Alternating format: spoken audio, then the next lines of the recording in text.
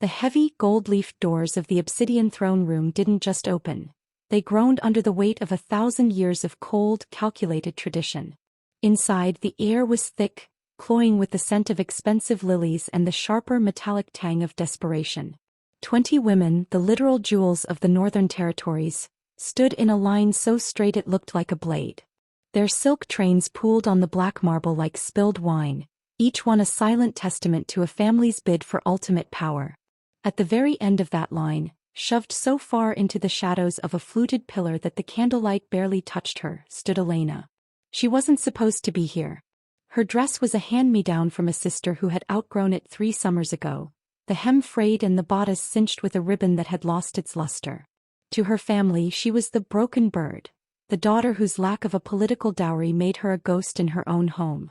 She was the placeholder, the one sent only because the decree demanded a representative from every noble house, and her father wouldn't dare waste his real daughters on a duke rumored to have a heart made of jagged flint. Then he entered. The room went tomb silent. The only sound was the rhythmic, predatory click of boot heels against marble. Duke Julian Sterling didn't look like a man searching for a wife. He looked like a general surveying a battlefield. His gaze swept over the first 10 brides, women who could command armies and bankroll empires, without so much as a flicker of interest. He didn't see the diamonds. He didn't see the titles. He stopped in the center of the hall, the silence stretching until it felt like it would snap. His voice, when it finally broke the air, wasn't a request. It was a low, vibrating growl that made the chandeliers tremble. "Is this the best the North has to offer?" Julian asked, his eyes never leaving the empty space at the head of the room. 20 cages of gold and porcelain, all begging for a lock? The Archduke, sweating beneath his velvet robes, stepped forward. "Your Grace, these are the finest bloodlines in the realm. Lady Isabella brings the iron mines. Lady Catherine brings the shipping lanes. You need only point and the world is yours." Julian's lip curled. He turned his head slowly, his eyes, dark, piercing and terrifyingly intelligent, scanning the line. He bypassed the iron mines. He bypassed the shipping lanes. He walked past the gasps of the beauties who had spent months preparing for this moment. He walked until he reached the very end of the hall where the shadows were deepest. He stopped in front of Elena. She felt her heart hammering against her ribs like a trapped thing. She kept her chin down, her eyes fixed on the scuffed tips of his boots. She was nobody. She was the one they fed scraps to after the guest had left. She was the worthless one. "Your Grace," her father hissed from the sidelines, his voice a panicked whip. "Please ignore her. That is just Elena. A mistake of the lineage. If you want beauty, look to her sister Clara." "Quiet," Julian commanded, and the room fell into a vacuum. He reached out, his gloved hand tilting Elena's chin upward. For the first time in her 20 years, someone truly looked at her. Not through her, not past her, but at her. In his eyes she didn't see pity. She saw a recognition that chilled her to the bone. "Give me this one," Julian declared, his voice echoing off the vaulted ceiling. "Give me the one you call worthless." A collective gasp ripped through the court. Outrage flared in the eyes of the jilted brides. Disbelief turned the Archduke's face a sickly shade of gray. But Julian didn't move. He stood there, a wall of midnight silk and tempered steel, shielding the girl the world had forgotten. "She has no dowry," someone shouted from the gallery. "She is a stain on the ceremony," another cried. Julian leaned in closer to Elena, his breath warm against her cold skin. "They call you worthless," he whispered so low only she could hear. "But I know what you're hiding under that frayed ribbon, Elena Vane. I know why they're so afraid to let you speak."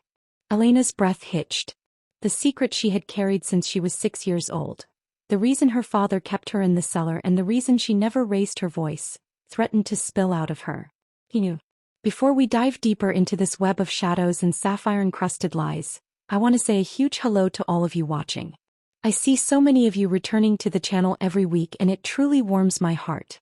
Whether you're watching from a rainy balcony in London, a busy cafe in New York, or a quiet room in Lagos, tell me, where are you joining us from today? How are you doing? I hope this story is the escape you need today. And if you haven't already, please do hit that subscribe button. We are building something special here, a community of story lovers, and I don't want you to miss a single twist in this journey. Now back to the obsidian throne room, where a duke has just declared war on tradition for the sake of a girl with nothing to her name. As the court erupted into a chaotic swarm of hushed arguments and pointed fingers, Julian didn't let go of Elena's chin. He looked at the Archduke, his expression hardening into something final. The choice is made. Prepare the carriage. The worthless one goes to the Blackwood estate tonight. Elena looked up at him, her vision blurring. Why her? Out of 20 queens, why the girl who owned nothing but a tattered dream of freedom? As Julian turned to lead her out, leaving the stunned nobility in his wake, Elena realized this wasn't just a marriage proposal. It was an extraction. But as they stepped out into the biting winter air, Elena caught a glimpse of a figure in the shadows of the courtyard. A man in a dark cloak holding a seal she recognized all too well. Her blood ran cold. Julian might think he was rescuing her, but he had no idea that by choosing her he had just invited a ruinous ancient power into his home. The question wasn't whether Elena was worth the Duke's protection. The question was, once Julian realized what she truly was, would he be the one to save her, or would he be the first one to realize why she was meant to stay hidden? The carriage ride to the Blackwood estate was a descent into a silence so heavy it felt physical. Outside the frosted windows, the jagged peaks of the northern range tore at the moonlit sky, but inside, the only light came from the rhythmic glow of the passing carriage lamps. Elena sat as far from Julian as the velvet bench allowed, her fingers twisting the frayed ribbon of her skirt until her knuckles turned white. She was a girl built of quiet corners and stolen moments. For 19 years her existence had been defined by what she lacked. She lacked a dowry, she lacked her sister's golden hair, and most importantly she lacked the voice her family claimed was broken. To her father, Lord Arthur Vane, she was a liability, a reminder of a mother who had died whispering prophecies that sounded like curses. Her deepest desire wasn't for the Duke's gold or his title. It was for a single night where she didn't have to look over her shoulder. She feared the day her father's patience would finally snap, and the worthless daughter would simply disappear. "You're shaking," Julian said. His voice wasn't unkind, but it carried the authority of a man used to commanding the tides. "The wind is cold, Your Grace," Elena whispered, her voice a fragile thing that hadn't been used for more than a few sentences at a time in years. "The wind is outside." "You are shaking because you think I've made a mistake," Julian countered. He shifted, the dark silk of his coat rustling. "Or perhaps you're shaking because you're wondering how much I actually know." Elena looked up, her pulse jumping. Julian Sterling was a man of sharp angles and hidden depths. The rumors in the capital said he had spent 5 years in the border wars, returning with a scar across his chest and a refusal to bow to the royal council. He was a man who lived in a fortress of his own making, surrounded by ancient books and soldiers who swore their lives to him, not the crown. His motivation for this marriage wasn't romance. Elena wasn't naive. It was a move on a chessboard she couldn't yet see. "Why me?" she finally asked, the question tearing out of her. "There were women there who could have given you everything. Alliances, wealth, beauty that people write songs about. I am nothing." Julian leaned forward, the shadows of the carriage dancing across his face. In a room full of peacocks screaming for attention, the owl is the only one who sees the predator in the grass, Elena. "I don't need a bride who wants to be a duchess. I need a bride who knows how to survive in the dark." The carriage slowed as they passed through the iron gates of Blackwood. This wasn't the gilded palace of the capital. It was a sprawling, Gothic masterpiece of grey stone and creeping ivy. As the door was opened by a stern-faced butler, Julian stepped out first and reached back for her hand. His grip was steadying, warm against her ice-cold skin. Waiting in the grand foyer was the first of Julian's inner circle, Silas Holloway. Silas was a man who looked like he had been carved from the very stone of the estate, tall, gray-haired, with eyes that seemed to record every heartbeat. He was Julian's strategist and oldest friend. "You brought her," Silas remarked, his tone neutral, though his eyes narrowed as they swept over Elena's tattered dress. "The council will be at the gates by sunrise, Julian. They won't accept a worthless bride without a fight." "Let them scream at the gates, Silas. They'll find they have no breath left once the ceremony is finalized," Julian replied, leading Elena toward the great hall. As they walked, Elena caught sight of a young woman watching from the gallery above.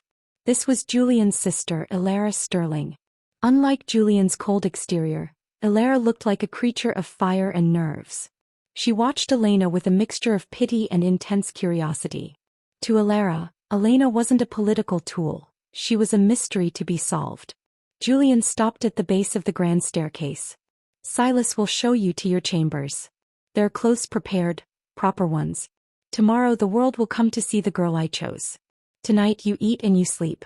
Do not wander the West Wing. Why not? Elena asked, her curiosity momentarily overriding her fear. Julian's gaze darkened, a hint of a secret flickering in the depths of his eyes. Because some things in this house are better left in the shadows, just like your secrets, Elena. We are both wearing masks. I'd prefer yours stays on until I'm ready to see what's underneath. He turned and disappeared into his study, leaving Elena with Silas. As the old strategist led her up the stairs, he leaned in slightly. He chose you for a reason, Lady Elena. Julian never does anything without a purpose. But be warned, being the Duke's reason is often more dangerous than being his enemy. Elena lay in the massive silken bed that night, the scent of lavender and old paper filling her senses. She thought of her father's face when Julian had picked her, the sheer, unadulterated terror that had flashed in the old man's eyes. It wasn't just embarrassment. It was fear that Elena's worthlessness would be exposed as a lie. She reached into the hidden pocket of her tattered skirt and pulled out a small silver coin, the only thing she had left of her mother. On it was an inscription in a language no one in the north spoke anymore. As she held it, the metal grew warm, pulsing in time with her heart. She wasn't just a girl from a disgraced house. She was the last of the star-sighted, a lineage of women who could see the threads of fate before they were woven. Her father had kept her drugged and silenced for years to keep that power for himself, using her visions to win gambles and avoid debts. Julian knew, if he wanted her for her sight, she was just moving from one cage to another. But as she watched the moonlight spill across the floor, she realized for the first time in her life, the door wasn't locked from the outside. Before we see what happens when the sun rises and the court demands answers, I want to take a moment to thank you all for the incredible comments you've been leaving on our recent videos. I love reading your theories. If you're enjoying this story so far, please drop a gemstone in the comments so I know you're hooked. And if you're new here, welcome to the family. Hit that subscribe button and join us for the ride. The character foundation is set. Elena, the girl with the hidden sight, and Julian, the Duke with a hidden agenda. The stakes are rising and the true reason for his choice is about to be revealed. The sun hadn't yet cleared the jagged peaks of the Blackwood estate when the peace of the dawn was shattered. It wasn't the gentle birdsong Elena had hoped for, but the rhythmic, thunderous pounding of iron-shod hooves against the cobblestones of the courtyard. Elena bolted upright in her silken bed, her breath hitching. In the dim light, the opulent chamber felt like a beautiful cage. She rushed to the window, pulling back the heavy velvet curtains just in time to see a contingent of royal guards, clad in the crimson and gold of the High Council, flanking a black carriage. The seal on the door was one she recognized with a jolt of pure ice in her veins. The scales of the judiciary. They weren't here for a wedding. They were here for an audit. A sharp knock at her door made her jump. It swung open to reveal Julian. He was already dressed in a charcoal gray military tunic, his boots polished to a lethal shine. But it was his face that stopped her heart. It was a mask of cold, controlled fury. "Dress. Quickly," he commanded, gesturing to a gown of deep midnight blue laid out on the chaise. "The council has arrived to challenge the validity of the selection. They claim a worthless bride is a breach of the ducal treaty." "Julian, I don't have a dowry." "I told you," Elena whispered, her hands trembling as she reached for the dress. "They're right. By law, I shouldn't be here." Julian stepped into the room, closing the distance between them in 2 long strides. He grabbed her shoulders, his grip firm but not painful. "Listen to me, Elena. They don't care about the law. They care about the fact that I didn't marry a woman they could control. They want to strip you of your title before the ink is even dry, and if they do, your father will have you back in that cellar by nightfall. Is that what you want?" "No," she gasped, the memory of the damp stone walls and the smell of rot flooding back. "Never." "Then walk down those stairs like you own the shadows themselves," he said, his eyes burning into hers. "And whatever happens, do not speak until I tell you." 20 minutes later, Elena stood at the top of the grand staircase, her hand resting on the cold stone banister. The great hall below was a sea of hostile faces. At the center stood High Counselor Vaughn, a man whose reputation for cruelty was only matched by his obsession with purity of blood. Beside him, looking smug and predatory, was Elena's own father, Lord Arthur Vane. Duke Sterling. Vaughn's voice boomed, echoing off the rafters. You mock the crown with this charade. You were commanded to choose a bride of status. Instead, you pluck a common gutter bird from the end of a line and call her a duchess? This girl is a void. She brings nothing to the Blackwood lineage but shame. Julian stood at the base of the stairs, his arms crossed. She brings exactly what I require, counselor. Loyalty. Something your noble brides sell to the highest bidder. Loyalty is not a dowry. Arthur Vane spat, stepping forward. As her father, I declare her unfit. She is simple-minded, your grace. She has been unwell. She cannot fulfill the duties of this house. I demand her return to my custody for her own safety. Elena felt the world tilting. Her father's lie was the ultimate trap. If she was declared unwell, she would be stripped of all legal rights forever. Is that so? A new voice rang out. From the shadows of the arched doorway stepped a man Elena hadn't seen before.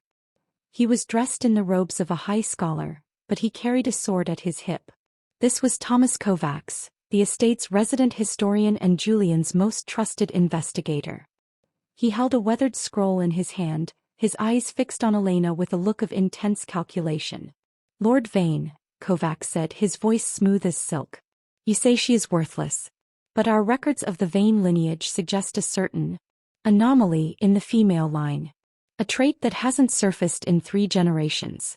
A trait that is worth more than all the iron mines in the north. The room went deathly silent. Elena's father blanched, his hand flying to the hilt of his dagger. That is ancient superstition. Lies told by mad women. Then let us test it, Kovacs proposed, stepping toward Elena. He pulled a small obsidian bowl from his robes. It was filled with a clear, shimmering liquid. The blood of truth. If she is truly worthless, the water remains clear. If she carries the sight, the water will turn to gold. Julian looked up at Elena. This was the moment. He hadn't just chosen her because she was overlooked. He had chosen her because he knew the legend. He needed a seer. Elena, Julian said, his voice a low lure. Prove them wrong. Elena descended the stairs, every eye in the room tracking her movement like a hawk. The air felt heavy, charged with a static energy she hadn't felt since she was a child. She reached the bottom and stood before the bowl. She looked at her father. He was trembling, a silent plea for her to fail written across his face. Then she looked at Julian. He wasn't pleading. He was waiting. She reached out her hand. Her finger hovered over the liquid. If I do this, she thought, I am no longer a ghost. I am a target. As her skin touched the surface, a sudden violent jolt of electricity shot up her arm. The room didn't just go quiet, it seemed to vanish. In its place, Elena saw a flash of the future. Blackwood in flames, Julian standing over a fallen body, and a shadow with a crown of thorns rising from the earth. She gasped, pulling her hand back. The bowl didn't turn gold. It turned a deep, pulsating royal violet, the color of a storm at midnight. Impossible, Vaughn whispered, backed away. That's not the sight. That's something older. It's the mark of the eclipse, Kovacs breathed, dropping to one knee. The Empress's lineage. The outrage that followed was instantaneous. Her father lunged forward, but Julian was faster. In a blur of motion, the Duke had his sword at Arthur Vane's throat. You called her worthless, Julian hissed, the steel of his blade drawing a thin line of red on her father's neck. But you were hiding a goddess in your cellar to keep your own seat on the council. Get out, all of you, before I decide that your lives are as worthless as you claimed hers to be. As the guards scrambled to usher the stunned council members out, Elena collapsed. She felt Julian catch her, his strong arms wrapping around her as the world went dark. You shouldn't have done that, she whispered against his chest as her consciousness faded. Now they'll never stop coming for me. Let them come, Julian replied, his grip tightening.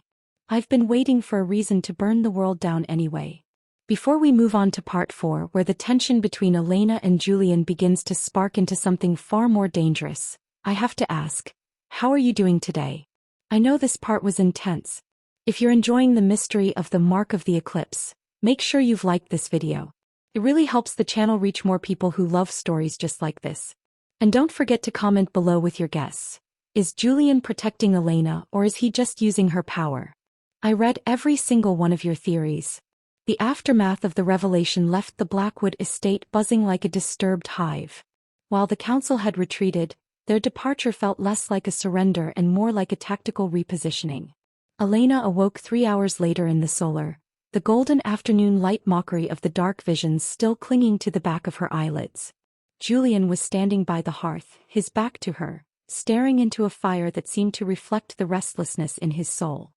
He had shed his formal tunic, appearing more human and more dangerous, in a simple white linen shirt with the sleeves rolled up. "You're awake," he said without turning. "Kovacs says your pulse has stabilized, though your mark seems to have drained the very life from your veins." Elena sat up, swinging her legs over the side of the velvet chaise. "It wasn't a choice, Julian. I didn't mean to turn the water violet. I didn't even know I could." Julian turned then, and the intensity in his gaze made her breath hitch. "You didn't know you were the descendant of the Eclipse Queen? The one woman in history who could command the shadows of the north." "My father told me I was a curse," she said, her voice steadying. "He said my mother died because the rot in her blood passed to me. He kept me in the dark so the rot wouldn't spread. I believed him.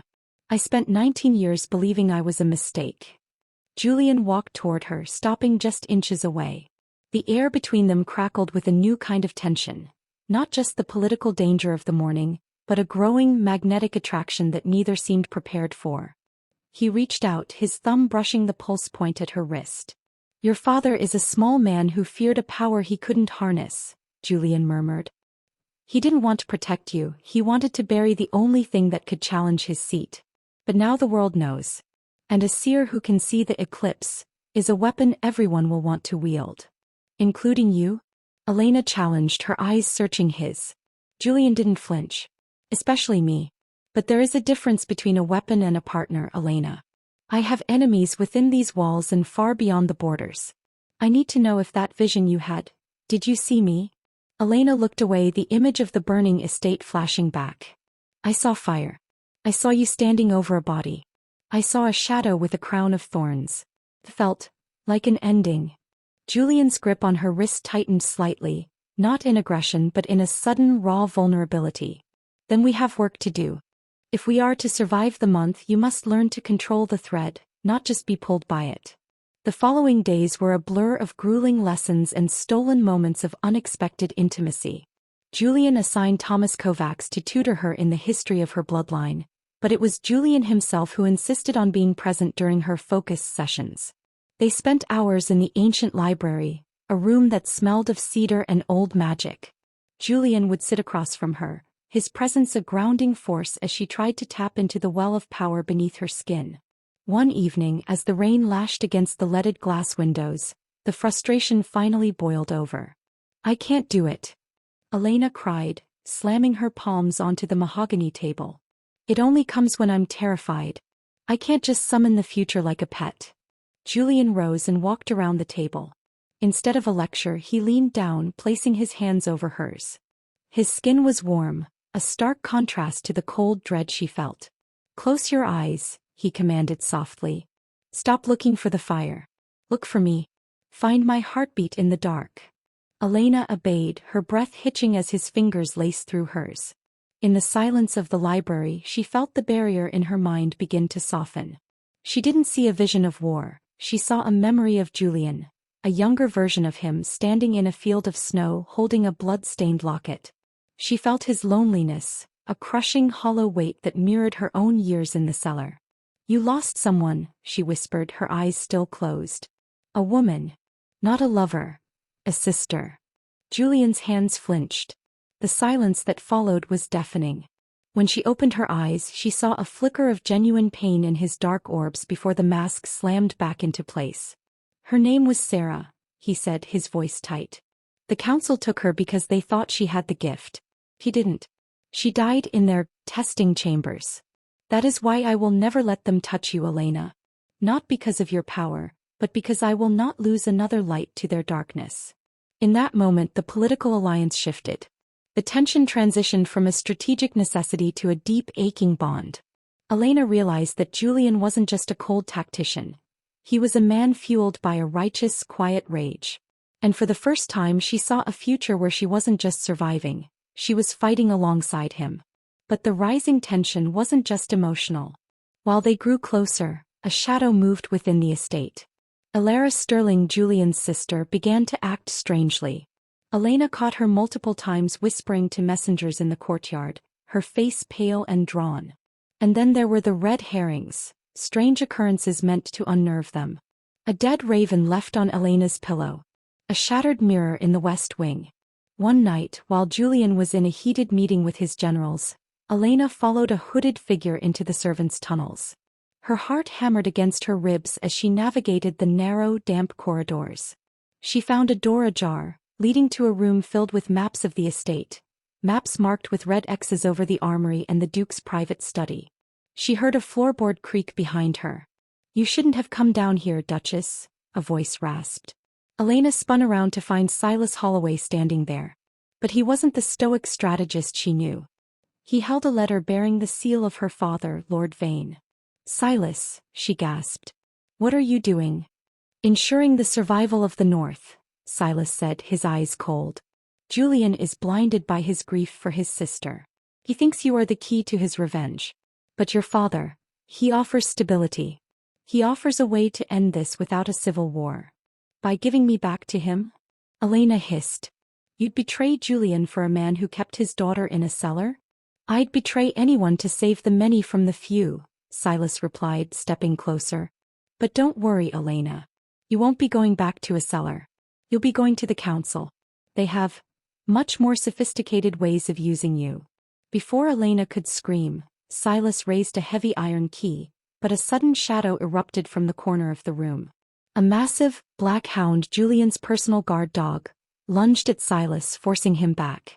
Elena took the chance and bolted, sprinting through the tunnels until she burst into the great hall, crashing straight into Julian. "Elena!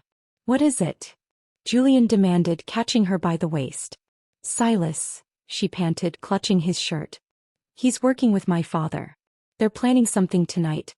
The maps, they're going to let them in, Julian." Just then the great bells of the estate began to toll, a frantic clanging alarm.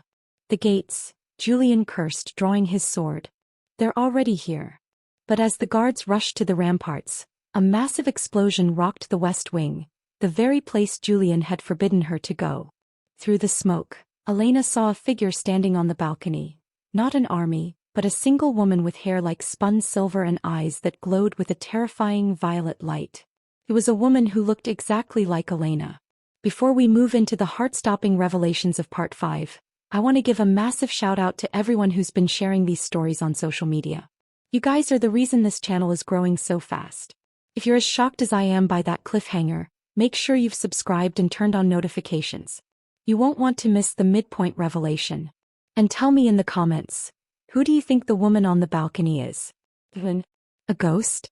Or something much worse? The explosion didn't just rattle the stones of Blackwood. It shattered the reality Elena had barely begun to accept. Dust and the acrid smell of ancient ozone filled the corridor. Julian's grip on her arm was like a band of heated iron as he shoved her behind the safety of a fallen marble pillar. "Stay here," he hissed, his eyes fixed on the balcony where the silver-haired woman stood. But Elena couldn't move. Her blood was singing, a high, sharp pitch that vibrated in her teeth. The woman above wasn't just a stranger. She was a reflection. Every line of her face, every curve of her jaw, was a mirror of Elena's own, only aged by decades of shadow and something far more caustic than time. "Mother," Elena whispered, the word tasting like ash. "Impossible," Julian growled, but his sword hand wavered. "Lyra Vane died 19 years ago. I saw the records. I saw the grave in the North Woods." The woman on the balcony laughed, a sound like glass breaking in a velvet bag. She raised a hand, and the violet light radiating from her palms didn't just illuminate the smoke. It commanded it. The shadows in the great hall rose like living snakes, pinning Julian's guards against the walls. "Records are written by men who fear what they cannot cage, Julian Sterling," the woman called down.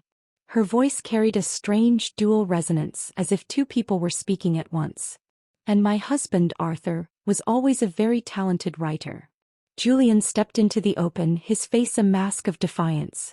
If you are Lyra, then you've spent 2 decades watching your daughter rot in a cellar. Why come now? Why burn my home? I didn't come for the home of a duke, Lyra said, her eyes locking onto Elena's. I came for the eclipse. The girl is not just a seer, Julian. She's the vessel. And the council you despise? They didn't want to kill her. They wanted to harvest her. Elena stepped out from behind the pillar, her heart hammering. What do you mean harvest? My father said I was worthless. He said I was a mistake. He lied to keep you small, little bird, Lyra said, her expression softening into something that looked like pity but felt like a threat. The mark of the eclipse isn't a gift of sight. It's a battery. A source of raw, primordial ether that can power the ancient monoliths beneath the capital. Your father wasn't hiding you to protect you. He was aging you like fine wine until the council was ready to bleed you dry to fuel their empire. The betrayal hit Elena like a physical blow. Her entire life, the isolation, the hunger, the cold, had been a preparation for a slaughterhouse. She looked at Julian, her eyes searching for a denial, but she found only a grim, dawning realization. You knew, Elena breathed, backing away from him. You didn't choose the worthless one out of mercy. You chose me because you knew about the monoliths. You're at war with the council and you needed their power source for yourself. Julian didn't look away. The honesty in his eyes was devastating. I knew they were hunting a power they didn't deserve. I thought if I reached you first I could keep it out of their hands. I didn't know you were the source, Elena. I thought you were the key to finding it. You're both fools, Lyra interrupted, jumping from the balcony and landing with an eerie, weightless grace. The shadows curled around her feet like loyal hounds. The council is already at the gates.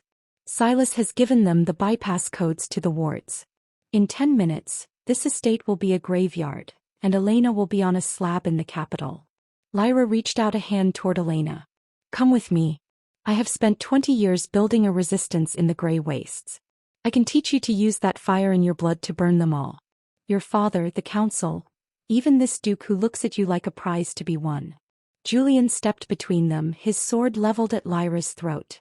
She isn't going anywhere with a ghost who abandoned her. I didn't abandon her. Lyra screamed, and the violet light flared so brightly the windows shattered. I was traded. Arthur gave me to the council in exchange for his lordship. I escaped into the shadows, but I couldn't go back for her without leading them straight to her. I waited until someone finally pulled her out of that hole. The stakes had reached their zenith. Elena stood between a mother who was a stranger and a husband whose protection was built on a foundation of secrets. Outside, the sound of the gates splintering echoed through the hall. The council's heavy infantry was pouring in. In the chaos, Julian did the one thing Elena didn't expect. He dropped his sword. He turned his back on the legendary seer and walked to Elena, taking her face in his hands. His forehead pressed against hers, a moment of profound, shared vulnerability amidst the ruins. I started this for revenge, Julian whispered, his voice thick with an emotion he had spent years burying. I wanted the power to destroy the men who took my sister. But then I saw you at the end of that line. I saw the girl who had nothing and still held her head high. I don't care about the monoliths anymore, Elena. I don't care about the war. I just want you to live. He pressed a small, cold object into her palm, the locket he had been holding in her vision. There is a passage behind the hearth. It leads to the stables. Take your mother and go. I'll hold them here. Julian, no, Elena sobbed, her fingers closing around the locket. They'll kill you. They'll try, he said, a ghost of a smile touching his lips. He kissed her then, a desperate, searing kiss that tasted of salt and smoke. It wasn't the kiss of a duke to a bride. It was the kiss of a man who had finally found something worth dying for. Go, he roared, turning back to face the tide of crimson-clad soldiers flooding the hall. Lyra grabbed Elena's arm, her strength unnatural. He's made his choice, daughter. Now make yours. As Elena was dragged toward the hidden door, she looked back one last time. She saw Julian, a lone silhouette of charcoal and steel, standing against 100 blades. She saw the violet light of her mother's power beginning to swirl in the air. And most terrifyingly, she saw her father, Lord Arthur Vane, walking through the shattered gates with a triumphant, twisted grin. Everything she believed was a lie. The worthless girl was the queen of a dying world, and the only man who truly loved her was about to become a martyr for her escape. Before we head into part 6, the darkest hour, I need to know, how are you holding up? This twist changed everything. Julian's sacrifice, Elena's mother being alive, the truth about the monoliths. It's a lot to process. If you're rooting for Julian to survive the siege, type "survive" in the comments right now. Your energy keeps these stories going. And if you haven't subscribed yet, now is the time. The climax is coming and you won't want to be left in the dark. The passage behind the hearth was a claustrophobic nightmare of damp stone and the skittering sounds of things that lived in the dark. Elena stumbled, her breath coming in ragged, sobbing gasps, as Lyra dragged her deeper into the bowels of the estate. Behind them, the sounds of the massacre in the great hall were muffled by feet of granite, but the vibrations of the explosions still rattled Elena's teeth. We have to go back. Elena cried, wrenching her arm free. Julian is out there alone. My father will kill him. Lyra turned, her silver hair shimmering like ghost light in the narrow tunnel. Her eyes were hard, devoid of the maternal warmth Elena had spent a lifetime dreaming of. Julian Sterling is a soldier.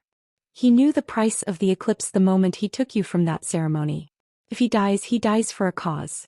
If you stay, the world dies for a tyrant. I don't care about the world. Elena screamed, the raw grief tearing through her. He's the only person who didn't look at me like a battery. He saw me. Lyra stepped closer, her voice dropping to a chilling whisper. Then honor him by surviving. Look at the locket, Elena. Look at what he gave you. Elena opened her trembling palm. The silver locket Julian had pressed into her hand was warm, terrifyingly warm. As she clicked the latch, she didn't find a portrait or a lock of hair. Inside was a small, glowing shard of obsidian, pulsing with a faint, rhythmic light. It's a stabilizer, Lyra breathed, her expression shifting to one of intense greed. He stole it from the council's vaults years ago. It's the only thing that can keep your power from burning you alive once it fully awakens. He's been keeping it for the woman he lost, but he gave it to you. The realization was a fresh blade to the heart. Julian hadn't just been protecting her. He had given her his only insurance against the very power he sought to control. He had left himself defenseless so she could be whole. They reached the end of the tunnel, a concealed iron grate that opened into the dense woods bordering the Blackwood estate. The air was freezing, filled with the scent of pine and charred timber. In the distance, the silhouette of the manor was framed by orange flames licking the night sky. The west wing was a skeleton of blackened stone. The horses are tied a mile north, Lyra commanded. Move. But as they stepped into the clearing, the shadows didn't just move, they solidified. From behind the ancient oaks, dozens of soldiers in the midnight blue livery of the Holloway Guard emerged. At their head was Silas, his face bloodied but his expression one of grim triumph. Beside him, draped in a coat of fox fur that looked like a shroud, stood Lord Arthur Vane. Going somewhere, my dear? Arthur asked, his voice dripping with a false, sickening fatherly concern. You, Elena hissed, stepping back toward the grate. You sold my mother. You tried to bury me. I curated you, Arthur corrected, stepping into the moonlight. And Silas here was kind enough to remind me that a duke's heart is a very easy thing to break. Did you really think Julian could hold back the High Council? He's currently chained in his own dungeon, watching his legendary estate turn to ash. Elena felt the world tilt. Chained. He wasn't dead, but the alternative felt like a slower, more agonizing end. Give her to me, Lyra, Arthur said, turning his gaze to his wife. The council has offered us a seat at the high table. We can rule together. No more hiding in the gray waste. Just the power of the eclipse, channeled through our worthless little girl. Lyra hesitated. Elena felt the betrayal before she saw it. Her mother's hand, which had been gripping her arm for protection, suddenly tightened into a restraint. The gray wastes are cold, Arthur, Lyra whispered, her voice trembling with a terrifying ambition. And the girl, she is so very bright. Mother, no. Elena gasped. I'm sorry, Elena, Lyra said, though she didn't look sorry at all. But I have waited 20 years to take back what was stolen from me. If I have to use you to do it, then that is the price of our bloodline. In one swift motion, Silas stepped forward and pressed a cold, dampened cloth to Elena's face. The scent of bitter almonds filled her lungs. She fought, kicking and clawing, her eyes fixed on the burning manor where Julian was suffering because of her. She tried to call on the violet fire to burn them all to cinders, but the drug worked faster. The light in the locket faded. The moon disappeared behind a cloud. The last thing Elena saw before the darkness claimed her was her father's smile. The smile of a man who had finally reclaimed his most valuable possession. She was no longer a person. She was a prize, a battery, a ghost once more. She was alone. Julian was broken. And the secret she carried was about to be ripped from her soul. We have reached the darkest hour, and I honestly don't know how Elena is going to get out of this one. Betrayed by her mother, captured by her father, and Julian in chains. This is the moment where everything feels hopeless. If you're feeling the weight of this betrayal, drop a broken heart in the comments. We need to send some strength to our girl Elena. Don't go anywhere. I need a moment to catch my breath, but I'll be back with part 7 shortly. If you haven't subscribed yet, you're going to want to be here for the turning point. It's time for the worthless girl to show them exactly what she's worth. The damp walls of the High Council's subterranean extraction chamber didn't echo. They absorbed sound, leaving a silence so heavy it felt like being buried alive. Elena was suspended by silver-threaded shackles that hummed with a low, neutralizing frequency, designed to keep the eclipse dormant. Across the room, behind a thick pane of reinforced glass, her father, Lord Arthur Vane, and her mother Lyra stood side by side. They weren't fighting anymore. They were haggling. They were discussing the wattage of her soul as if she were a lamp in a shop window. "She's peaking," Arthur said, tapping a gauge on the brass console. "The drug is wearing off and the resentment is fueling the ether. We should begin the harvest before she stabilizes." "Wait," Lyra countered, her eyes cold as she watched Elena. "If we bleed her too fast, we lose the foresight. I want the visions first. I want to know where the other monoliths are hidden." Elena's head hung low, her hair a curtain of tangled chestnut over her face. But beneath the fog of the sedative, something was changing. The silver locket Julian had given her, the one with the obsidian stabilizer, was still pressed against her skin, hidden beneath the collar of her ruined dress. The council's guards had missed it, thinking it a mere trinket. It was vibrating. The locket wasn't just a stabilizer. It was a beacon. And as Elena focused on the steady, rhythmic pulse of the obsidian, she realized it wasn't just humming. It was mirroring a heartbeat. Julian's heartbeat. He's alive, she thought, and the spark of hope was like a match dropped into a vat of oil. She didn't try to fight the silver chains with physical strength. Instead, she did what Julian had taught her in the library. She stopped looking for the fire. She looked for the connection. She reached out through the cold stone, past the guards, past the betrayal, and found the one thread of fate that hadn't been severed. In the deepest cell of the Blackwood dungeon, Julian Sterling felt the pull. His hands were raw from the iron cuffs, his face bruised and bloodied, but as the obsidian shard in Elena's locket flared, a surge of raw violet energy ripped through his own restraints. He didn't just break the chains, he disintegrated them. Back in the extraction chamber, the gauges began to spin wildly. "What's happening?" Arthur yelled, his voice cracking with panic. "The output is off the charts. It's backflowing." Elena raised her head. Her eyes weren't brown anymore. They were twin eclipses, glowing with a terrifying celestial violet light. The silver shackles began to glow red, then white as the worthless girl stopped being a battery and started being a storm. "You called me a mistake," Elena said, her voice echoing with that strange dual resonance her mother had used, but this time it was balanced, powerful, and sane. "You called me a void. But a void doesn't just sit there, Father. A void consumes." With a scream of pure, unadulterated will, Elena flexed her arms. The silver chains shattered into 1,000 glittering shards. She landed on the stone floor, the violet energy rippling off her skin in waves that cracked the reinforced glass. Arthur and Lyra backed away, terror finally replacing their greed. "Elena, wait." Lyra cried, reaching out a trembling hand. "We can still rule. We can be the family you always wanted." "I already have a family," Elena whispered. At that moment, the heavy iron doors of the chamber were blasted off their hinges. Through the smoke stepped Julian. He was covered in soot, his tunic torn, his sword drawn and glowing with the reflected light of Elena's power. He looked like a god of vengeance born from the ruins of his own home. He didn't look at the traitors. He didn't look at the guards. He looked only at Elena. "I told you to go," he said, his voice rough with emotion. "I'm not very good at following orders, Your Grace," she replied, a small, fierce smile breaking through the exhaustion. Julian moved with the grace of a wolf, stepping between Elena and her parents. "The council's army is in disarray. Silas has fled and the people of the city are rising. They saw the light from the estate, Elena. They saw the eclipse. They know the worthless girl is the only thing standing between them and the council's greed." The turning point was complete. The victim was gone. In her place stood a woman who knew her value, standing beside a man who had risked everything to prove it to her. "Let's finish this," Julian said, offering her his hand. Elena took it. As their skin touched, the violet light stabilized, turning into a brilliant, blinding silver, the color of a new dawn. "The final confrontation is here.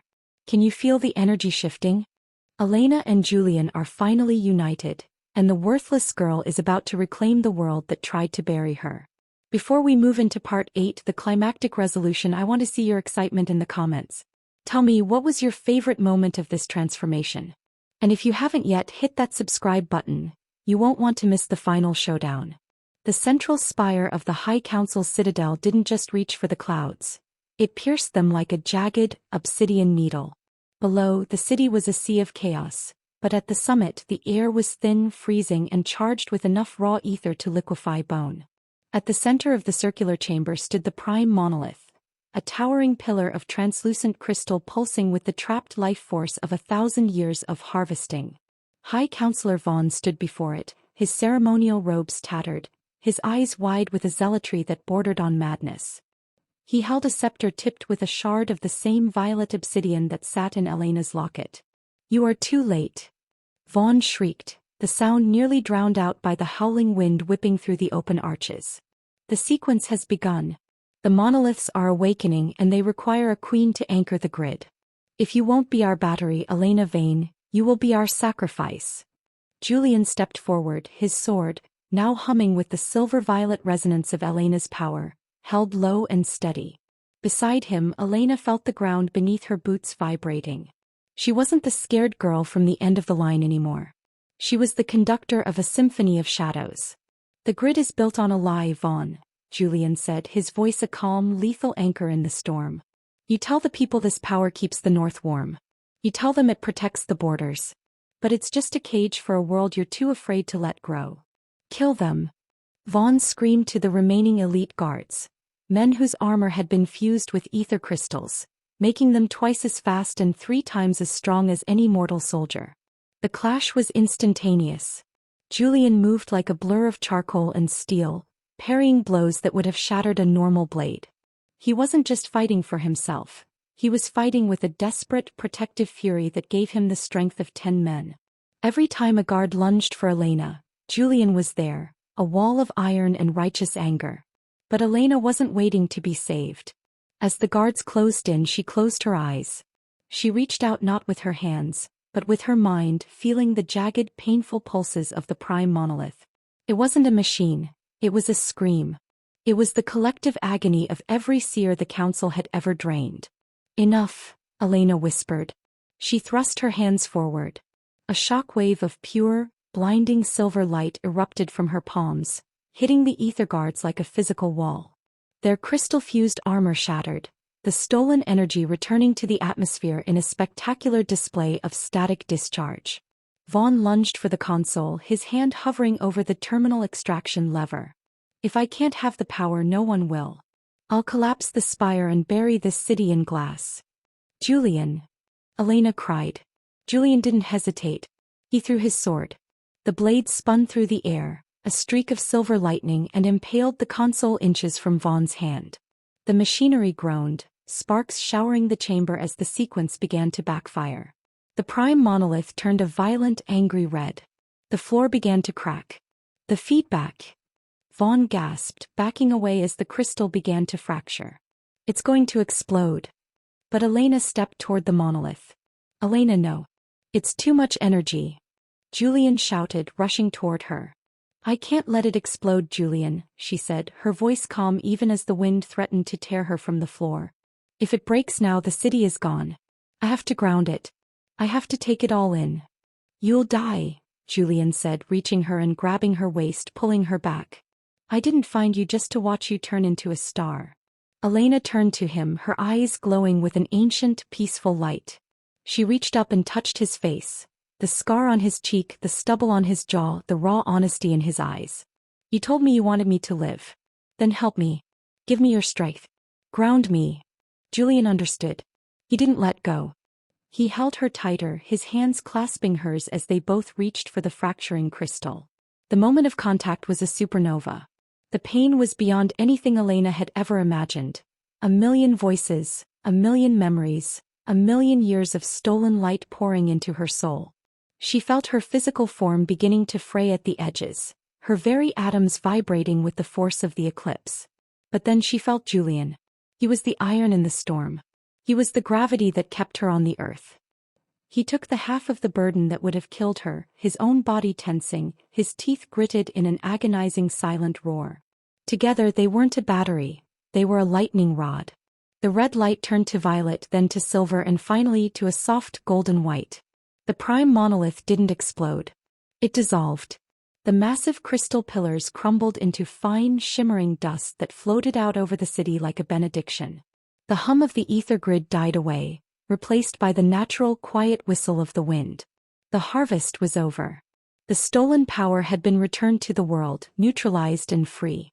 Vaughn fell to his knees, staring at his empty hands. The source of his tyranny was gone. Julian and Elena collapsed onto the stone floor, gasping for air, their hands still locked together so tightly their knuckles were white. The silver light slowly faded from Elena's eyes, leaving behind the warm, familiar brown that Julian had first seen in the shadows of the throne room. We did it, she panted, her head resting on Julian's chest.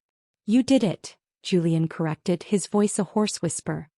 He pulled her closer, burying his face in her hair. The worthless girl just saved the world. From the stairs, the sound of heavy boots echoed. But it wasn't the council. It was Thomas Kovacs and a legion of the city's people, led by Ilara Sterling. They stood at the entrance to the chamber, looking at the ruins of the monolith and the two figures huddled on the floor. Kovacs stepped forward, his eyes landing on the shimmering dust. He looked at Elena, then at Julian, and slowly he lowered his head in a deep, respectful bow. One by one the people behind him followed suit. The war wasn't over. There were still ruins to rebuild and a new government to form, but the terror was dead. The secret was out. And the Duke who had rejected 20 noble brides was finally holding the only treasure that mattered. We have reached the climax. Justice has been served, the monoliths are gone, and our duo has survived the impossible. But the story isn't quite over yet. We still need to see what happens to the traitors and how Elena and Julian build their new world. Before we move to the final part, Part 9. Satisfying conclusion, I want to hear from you. On a scale of 1 to 10, how satisfying was that showdown? And do you think they should rebuild Blackwood or start somewhere entirely new? Hit that like button if you cheered when Julian threw that sword. And if you're ready for the happily ever after, let's move to the final act. The snow began to fall over the ruins of the Blackwood estate, but for the first time in centuries, the cold didn't feel like a threat. It felt like a clean slate. 2 months had passed since the fall of the High Council. The soot had been scrubbed from the marble floors of the great hall, and the jagged glass of the windows had been replaced with clear, sturdy panes that let the winter sun pour in. The obsidian throne room in the capital had been converted into a public hall of records, where no one was ever valued by their dowry again. Elena stood on the balcony of the restored West Wing, wrapped in a heavy cloak of charcoal wool lined with silver fox fur.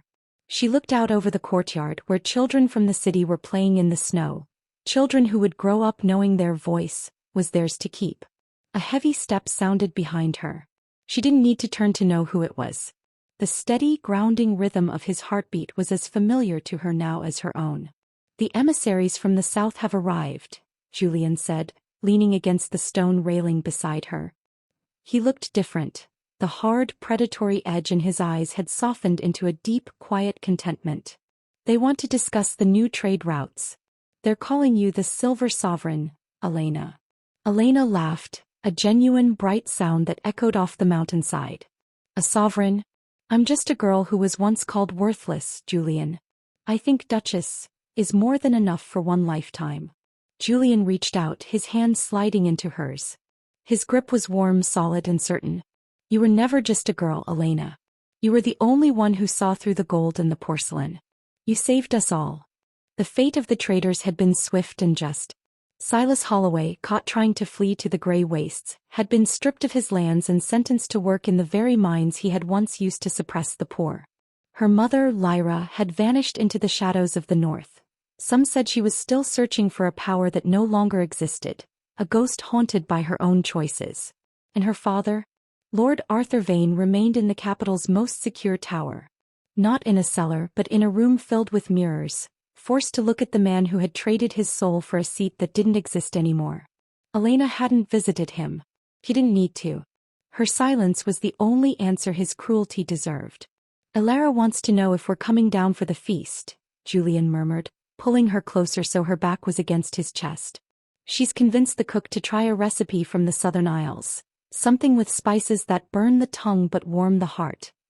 In a moment, Elena said, turning in his arms. She reached up, her fingers tracing the line of his jaw. I want to stay here for just a second longer. In the quiet. Julian looked down at her, his expression filled with an adoration that still made Elena's breath hitch. You have all the quiet you want, Elena. This house is yours. This land is yours. I am yours. He leaned down, and this time the kiss wasn't desperate or fueled by the fear of death. It was slow, sweet, and tasted of a future they had earned with every drop of blood and every spark of silver light. It was a promise of 1,000 mornings just like this one. Mornings where she was seen, loved, and cherished. As they walked back into the warmth of the manor, Elena caught a glimpse of her reflection in a hallway mirror. She didn't see a broken bird or a vessel. She saw a woman with steady eyes and a heart that was whole. She saw a partner to a duke, a protector of a people, and a soul that had finally found its home. The worthless girl had become the cornerstone of a new world. And as the laughter from the great hall rose up to meet them, Elena knew that the story which began in a dark cellar had finally reached its most beautiful chapter. And that, my friends, is the story of the Duke and his worthless bride. I truly hope you enjoyed this journey of mystery, betrayal, and ultimate redemption. It's been an absolute joy to craft this for you. Before you head off, I have one last favor to ask. Stories like this remind us that our value isn't determined by what others see, but by the fire we carry inside. If this story moved you, please share it with one person who might need that reminder today. And don't forget to leave a final comment. What should our next story be about? A Leaken King? A hidden princess? You decide. Thank you for being the best part of this channel. I'll see you in the next one. Stay emotional, stay addicted to the story, and I'll talk to you soon.